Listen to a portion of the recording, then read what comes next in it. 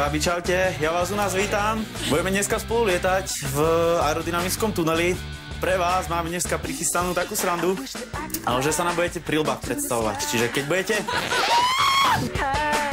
Pojeme spolu do tunela, dáme si nejakú inštruktáž, naučíme vás základnú polohu. Celý čas v tuneli pozeráte priamo. Trošku vystri nohy viacej, aby si nemal takto. Nohy od seba. Usmej sa. Čo je? No tak nie, ale jemne ruky pred seba a pozeraj sa dopredu.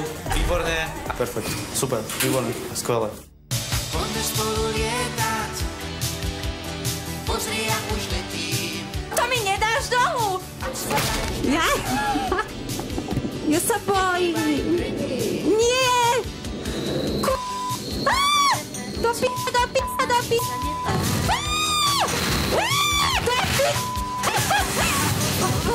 Ja som ešte nikdy v živote niečo takéto nezažila.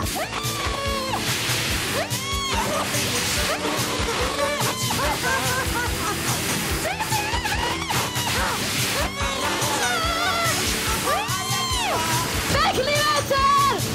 Moje meno je Kristina Jančeková! Som z Prievidze! A je to úplne skvelé! To bolo úžasné, bol tam obrovský tlak. A najhoršie to bolo, keď sa to začalo točiť. Ja to nemám rada, keď sa to začalo točiť ešte aj hlasom strášať.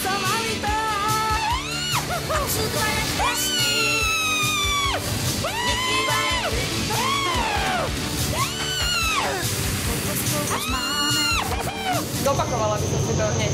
Pozdravujem celý Horohrodský kraj a moje malé detičky v materskej škôlke. Čaute. Ako neviem to s niečím porovnať, lebo som ešte nič také dobre nezažila. Je to niečo pre mňa, ja som taký akčný typ človeka, takže bolo to veľmi úžasný pocit.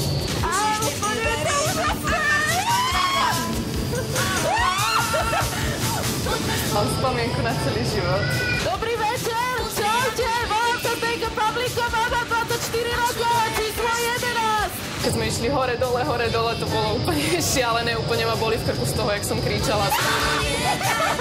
Moje meno je Katarína, mám číslo 9, som študentkou a odporúčam to vyskúšať, je to super. Orgazmus aj lietanie dokopy.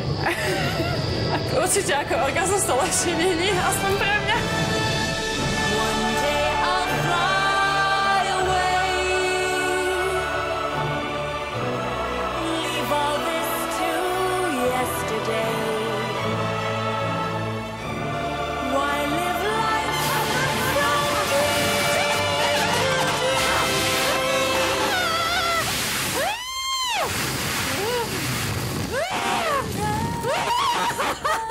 Hlavne som prekonala svoj strach, takže som z toho nadšená.